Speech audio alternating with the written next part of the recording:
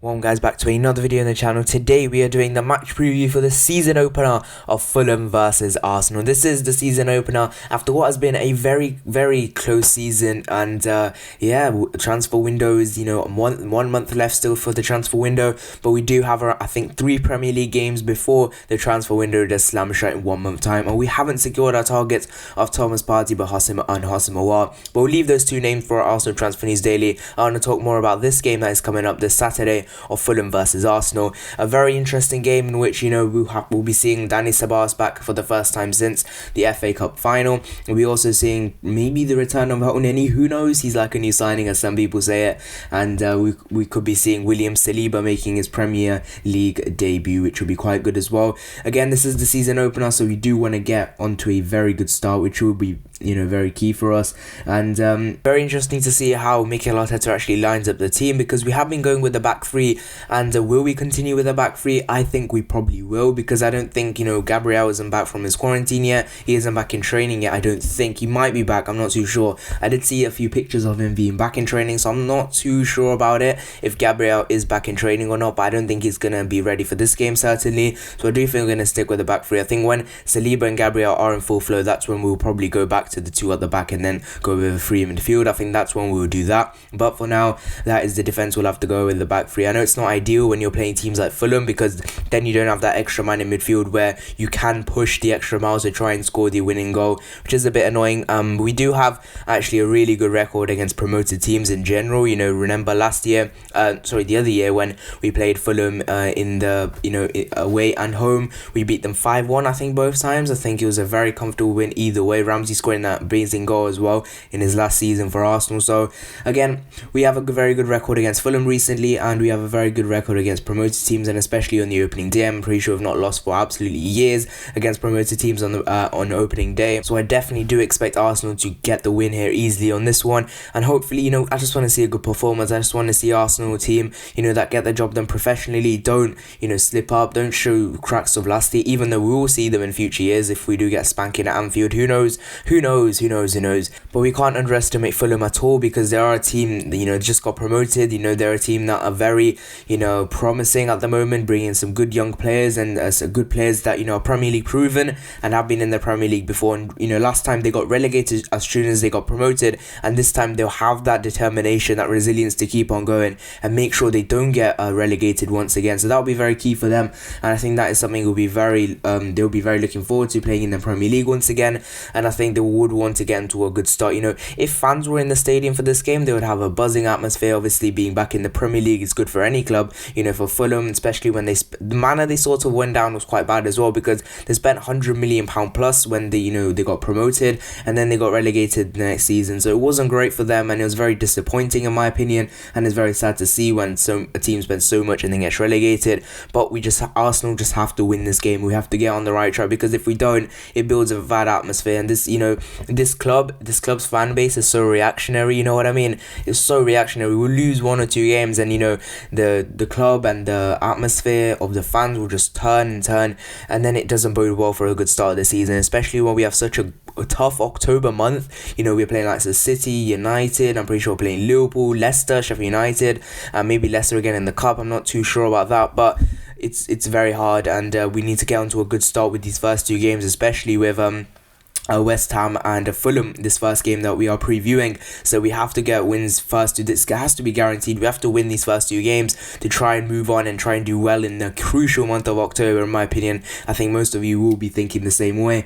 Now, looking at the team news, Callum Chambers, he is out at the moment, not in training. He's aiming to be returning in full training as soon as possible this calendar year. With Pablo Mari, he's progressing well and now stepped up rehab work at London Colney. He's running inside alongside gym and pool work, aiming to return to full training in September, so he's still a bit out. And Gabriel Martinelli, he is due to be back in the UK on August 31st, which has just passed, and on return he'll step over his rehab with the aim of returning to full training by the end of this calendar year. So basically Martinelli isn't going to be here for the rest of this year. Squadron Mustafi is aiming to return to full training in October, and along with that, Dani Ceballos is in training. He does not have to quarantine, because when he was with Real Madrid, they formed a sports bubble, and that's exempt from the quarantine rules, so I'm not too sure about that. But he is back in training, which is good for us, and he can start this game against Fulham. I know that for 100% sure, and I think he will, but we will get to in our starting 11 right now. So first of all, starting off in goal, I'm going to go with Emi Martinez. This is quite simple in my opinion. Right now he is our number one choice goalkeeper, and I don't see Bernd Leno walking straight into the side. This is proven. What point I've just said, it is proven, because you know Bernd Leno did play the friendly game against MK Dons. He was fully training, fully fit, but he did not play the Community Shield game. That just shows from Mikel Arteta that, you know, Emi Martinez is still the number one goalkeeper, and if Bernd Leno wants his place back, he will have to work hard for it. So that is Emi Martinez first of all in goal. I do think we're going to stick with the back three though, and the back three I'm going to go with first of all is, on the right hand side, I'm going to go William Saliba. I really want to see him, and I think this game against Fulham is a perfect way to bode him into the style, because you know you're not going straight into a game versus City or Liverpool. You're going into a bit more relaxed game. You know, Fulham aren't the quality of team that Liverpool are, obviously, so I think it'll be a good match just to get Saliba into the Premier League, and I think that's what Mikel Arteta will be hoping to do. I think that's why he didn't play in the Community Shield, because he wanted to bring him in for this game, so possibly that's the thinking. But I think William Saliba will be starting on that right hand side. On the centre of defence, in the centre of the back three, I'm going to go with David Luiz.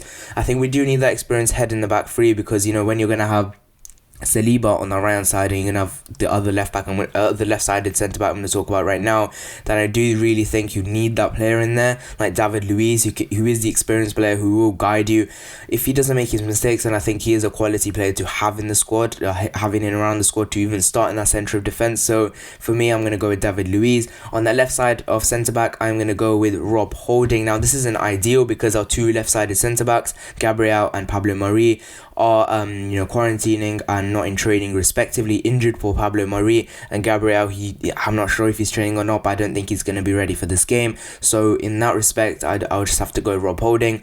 I think Rob Holding is still an alright defender. He can do a job for us, and there are reports that Arsenal do want to do a U-turn and actually keep him at Arsenal. Fair enough, to be fair, because he is quite a good defender. I do think if he does stay, he can do a good job for us in the coming season or seasons if he stays that long. So I'm going to go Rob Holding. First of all, I'm going to start on the right wing back row. I'm going to go with Ainsley Maitland-Niles. I'm not getting Hector Bellerin or Hecky B anywhere near that starting 11. I'm going to go with Ainsley Maitland-Niles, who is a proper right back, and I think right wing back will suit him a bit more, because that does allow him to go up and down the field much better. So no problem for me. I'm going to go with Ainsley Maitland-Niles. On the left wing back row, I'm going to go with Kieran Tierney. He really likes this role. You know, for Kieran Tierney, it really allows him to get up the pitch a bit more and do his brilliant crosses like he always does, but it also allows him to get back when we do need to defend against the Fulham team that will try and hit us on the counter-attack. If we do, obviously attack, if we're going to be on the front foot, then they will be looking to counter-attack, and then Kieran Tierney is that player who has the fitness and stamina to get back and defend also. So I have no problem with that, and I'm going to go with Kieran Tierney. In the two in midfield, I'm going to go with the midfield pivot, which was very reliable under Mikel Arteta, and that is of Xhaka and Ceballos. Ceballos, as I said, is back in training, is playing, he actually played most of the Aston Villa game, I believe, in the friendly, lost 3-2, so I do believe we're going to go with Dani Ceballos in this game. And I think Granit Xhaka, apparently he bossed Toni Kroos against Germany. Oh my god, seriously, but if he bossed Toni Kroos, good enough for him, isn't it? But he has to do it in the Premier League, he has to do it for Arsenal, and I do think Granit Xhaka and Ceballos will start. I don't want that to be my midfield two. I'd rather have a midfield three with Partey, Aouar and Ceballos, but we'll have to wait until October the 5th to find that out, if we're actually going to get that done. But I'm going to go Xhaka and Ceballos. Going into the front three now, first of all, on the right hand side, I'm going to go Nicola Pepe. I think this is a good start for him. Fulham could get a few goals, maybe assists, and with Ainsley Maitland-Niles supporting him on that right hand side, he will enjoy his time, because Ainsley does overlap, allowing Pepe to cut inside, doing what he does best and scoring with his left boot. And I think Nicola Pepe will be happy with that, and I hope this season that Pepe can kick himself on and become the player he really truly was, that we signed him from Lille. Why we signed him for £72 million from Lille. So no problem in putting Nicola Pepe on the right hand side. On the left hand side, I am going to go Bukayo Saka. Saka, again, very good young player. He hasn't really featured towards the back end of the season ever since he signed that contract. So, I think he'll be raring to go, ready to keep going now in the Premier League. And I think he really needs to build up his fitness now, because he was getting a bit tired towards the latter end of the season. So hopefully now he can have a good run of games. And I'm just going to go with Bukayo Saka, and no problem with that. In the centre of attack and the up front as the main striker, I'm going to go with Pierre-Emerick Aubameyang. I'm not going to go with Nketiah or Lacazette. I think we need to put our main man up there, Aubameyang, he does do better against smaller teams in that central position, because you know most teams are quite good in the centre of defence, like the more quality teams. So I think Aubameyang, that's where he's sort of deployed on the left hand side to cut back inside. But I do think he will start in the centre of attack this game. I'd rather have him there, but you know, maybe Mikel Arteta and even Unai Emery thought different about that. Only Freddie Ljungberg was the one who actually put Aubameyang in the centre and put, you know, Pepe and Martinelli on either side. But if that's what Mikel Arteta wants to do and put him on the left, I'm not too sure. But I'm going to go Pierre-Emerick Aubameyang as my main strike. That is it. That is my predicted lineup. I went with Emi Martinez in goal, back three of Saliba, Luiz Holding, right wing back Ainsley Maitland-Niles, left wing back Kieran Tierney, a midfield pivot of Xhaka and Ceballos, and up front in Pepe, Aubameyang and Bukayo Saka. So that is my starting 11 for this game against Fulham.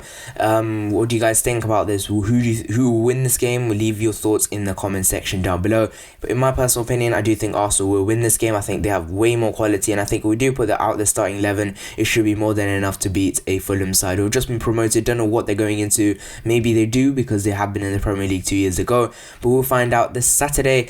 My score prediction for this game is a 3-1 win to the almighty Arsenal. Come on, Arsenal, come on, you Gunners. Hopefully we can win this game. Leave your thoughts in the comment section down below. Leave your predicted line in the comment section down below. Do you agree with mine? Would you go with the back four? Would you stick with the back three until at least Gabriel comes back? What do you guys think of that? Leave it in the comment section down below. Leave your predicted scores as well. See you guys in the next one. Bye bye.